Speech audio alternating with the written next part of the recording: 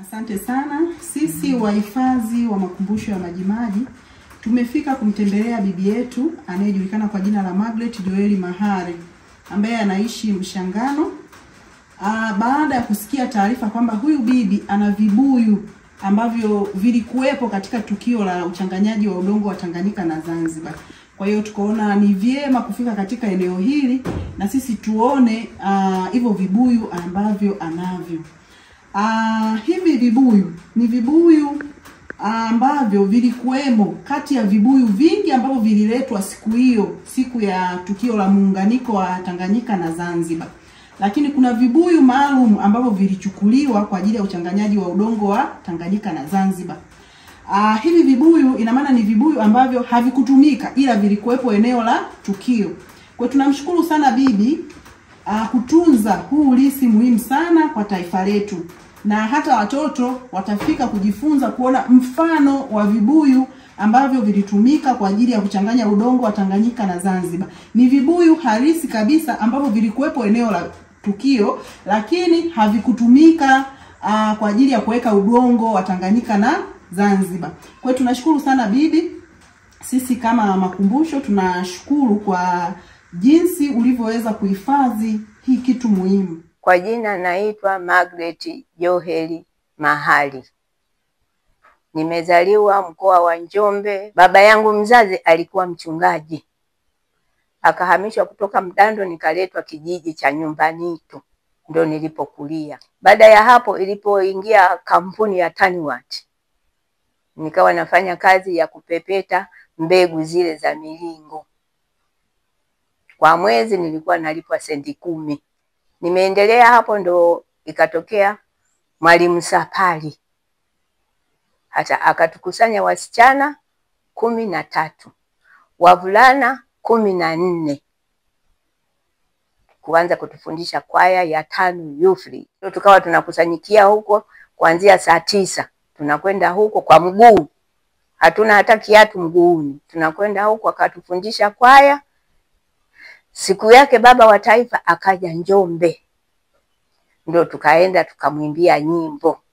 Zile nyimbo zilimfurahisha. Na alikuwa anakwenda kufungua uwanja wa Sabasaba Iringa.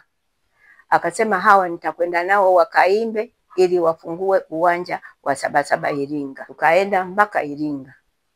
Tulipofika Iringa kabla ya siku ya kufungua ule uwanja akatupeleka kwa Muhindi mmoja alikuwa anaitwa Karumali Juma. Tukaenda akatununulia nguo. Wanawake magauni mawili kila mtu, wavulana suruali 2 na shati zake.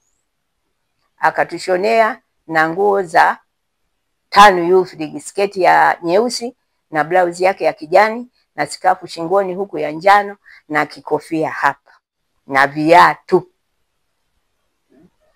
Ndio tukaenda siku hiyo kwenda kwenye kuimba nyimbo wakati anafungua uwanja wa Sabasaba wa Iringa. Sasa ikawa yale mambo tulipoimba nyimbo zile na vitendo tulivyokuwa tunavifanya, baba wa taifa alifurahi sana. Tuliporudi Njombe kukaja kipindi wakati anaweka jiwe la msingi la Dodoma. Kwa hii Dodoma yatakuwa makao makuu. Tulikwenda kule kuimba nyimbo, kwaya ya Sapali, halafu Morris Nyunyiza na ngoma zake 10, halafu bendi ya polisi alikuwa kiongozi mzee Mayagiro, halafu na wazee wa Kisukuma walikuwa wanachezea nyoka. Tukiwepo pale anaweka jiwe la msingi. Nalo hilo mimi linanisikitisha, uwezo wangu mdogo, nilitaka nikafike pale niangalie jinsi mama alivyomaliza lile eneo. Humo mote nimeshiriki. Nilipoolewa nimekaa Songea nikaachika na mume wangu. Nikarudi nyumbani. Nikaiulizia hii kwaya nikaona bado wanasema bado ipo. Nikawa tena nimejiunga na kwaya yangu. Baada ya hapo ndo muungano umefika. Baba wa taifa kwa kuwa hii kwaya aliielewa sana, akatuma telegram tena. Wakati huo mkuu wetu wa mkoa alikuwa anaitwa Kisoki wa Njombe. Alikuwa anaitwa Kisoki. Lakini wakati huo ilikuwa bado haijawa mkoa, ilikuwa ni wilaya. Akatuma telegram kwamba tunatakiwa twende kwenye kuimba kwaya Zanzibar. Tukatoka Njombe na lori moja lilitubeba mpaka Iringa. hamna vumbi tupo. Halafu kutoka Iringa tukachukuliwa na Land Rover ya wazi nyuma, ndio likatupeleka mpaka wapi? Dar es Salaam. Tukafika pale tukalala, asubuhi yake tukapandishwa kwenye ndege ya jeshi, ilikuwa na viti vya mbao, tukaenda Zanzibar. Siku ya pili ya tatu yake imefika ya Muungano, tukawa pale kama kawaida, wakina Molizi Nyunyiza, wakina Mayagiro, wote tukaimba kwaya pale, wote tulikuwa kule. Ndio Muungano tukaunganishwa tayari. Sasa mimi vifaa hivi vilivyotupa tu mimi nikavichukua nikavihifadhi kama kumbukumbu yangu. Nimefika wapi? Zanzibar. Kurudi tulipanda meli tukarudi mpaka Dar es Salaam. Sijapanda ndege na sijapanda meli na wala sijafika Zanzibar tena. Karume alituaga vizuri, tulipata na baraka zake sana. Mimi wakati wa Muungano, hiki ni cha Tanganyika, hiki ni cha Zanzibar.